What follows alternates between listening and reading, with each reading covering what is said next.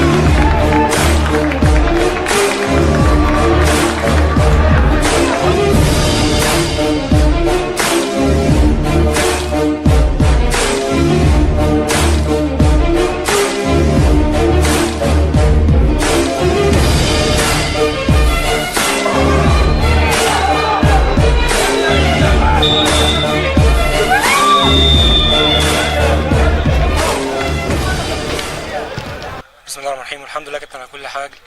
هو احنا النهارده نازلين مركزين ان احنا عايزين 3 بونت، فربنا كرمنا النهارده بتعادل، هي نقطه غاليه طبعا لينا. 4 بونت طبعا طول الدور الاول 4 بونت. في مشاكل عندنا في النادي، في مشاكل في الاداره، كل ده ان شاء الله هيتحل فيما بعد ان شاء الله مع الوقت. النهارده اللعيبه النهارده مركزه، انا بشكر كل اللعيبه وبشكر الجهاز طبعا على الاداء النهارده. يعني في بعض اللعيبه مجهدين شويه لحضرتك، ما فيش لعيبه كتير، احنا يا دوب بنكمل 18 في الماتش، بس على قد ما نقدر بنتعب والحمد لله. النهارده ربنا كرمني بجون، توجد طبعا كابتن بليا وكابتن مجدي، فربنا كرمنا النهارده بجون والحمد لله. هي النقطة ثمينة لو فكرنا ان المباراة ديت خارج اصلا، المفروض تتلعب خارج ملعبنا يبقى نقطة، انما على ملعبي والملعب المفروض يكون حافظينه، فهي برضه تزعل، بس ما تزعلش لسبب ان انت كنت متأخر بجون وتتعادل، فدي حاجة كويسة في الكورة. انما احنا بدأنا بداية مش كويسة، يعني برضه حرصنا على ال3 بونت ان انت لازم تجيبهم، ده عمل شوية توتر بالنسبة للعيبة، فجا جون كده، الجون بيجي من اخطاء يعني. فالتام الثاني ظبطنا خطوطنا، وانا لعبت الشوط الثاني لعبت ب3 راس حربه. التام الثاني وده يعني اسفر عن جون لينا، وكان شكلنا كويس وكنا اقرب للمكسب النهارده.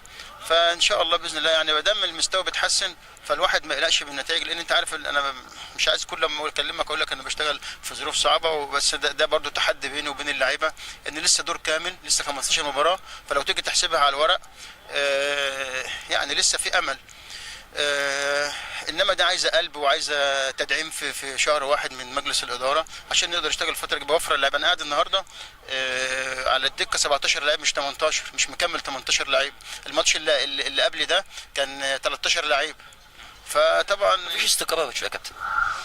هو الاستقرار هيجي احنا اللي نجيبه بالنتائج، مع شويه يعني ايه دعم من مجلس الاداره، بس يعني دعم عشان اللعيبه ديت برضو ما فيش كوره من غير ماده، ما فيش كوره من غير اهتمام، ما فيش كوره يعني الكوره عايزه عوامل كتير قوي عشان تنجح. فالعوامل ديت يعني لو قلنا في 10 عوامل، يعني العامل اللي موجود انا واللعيبه بس. يعني هارد لك، يعني ماتش يعني من وجهة نظري كان من جانب واحد الشرقية افضل من النواحي البدنية.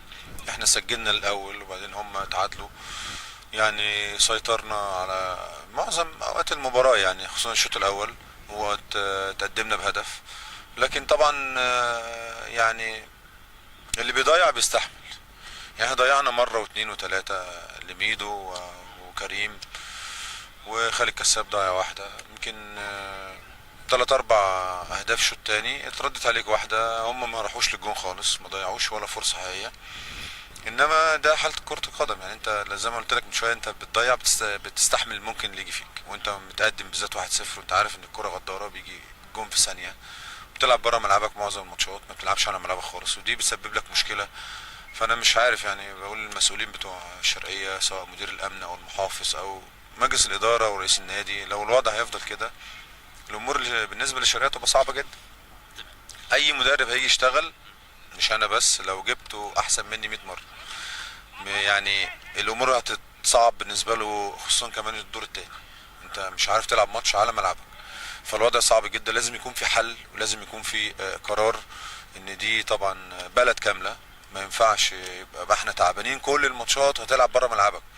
فلما بتلعب على ملعب المنافس كل مباراة، طموحه بتبقى اكتر، بيبقى عنده طموح عايز يكسبك.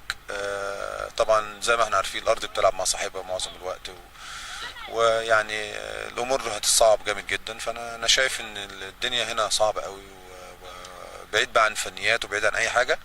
مش عايز اتكلم في الحاجات دي، بس يعني جه الوقت بقى ان احنا نتكلم. يعني المباراه دي المفروض على ملعبنا، المفروض دي بتاعت الشرقيه. قلنا نلعب في الدفاع الجوي سواء الرئيسي او الفرعي، قال لك الفرعي مش عارف ايه. قلنا جبنا ملعب تاني، قال لك لا مش هينفع، العبوا على ملعب الخصم. بس يعني الامور صعبه جدا، فانت مش هتعرف تشتغل كده خالص. انت مش راضي يا كابتن عن بالنسبه للحاجات الاداريه بالذات؟ لا طبعا، ولا اي مدرب هيجي يرضى بالامور اللي احنا فيها دي. جينا واشتغلنا انا وكابتن علي عباس، وقلنا الامور هتتحسن، وخدنا وعود من الناس كلها ان هنلعب على ملعب. مفيش حاجه بتحصل، فانت كده مش هتعرف تشتغل.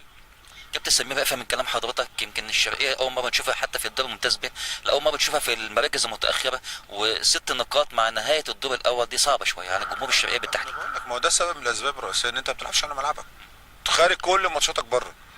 المشاكل الاداريه قبل ما يكون فنيه. لا مفيش، ما انا قلت لك المشاكل الاداريه لو اتحلت وتلعب على ملعبك صعب جدا ان الشرقيه تتغلب على ملعبك.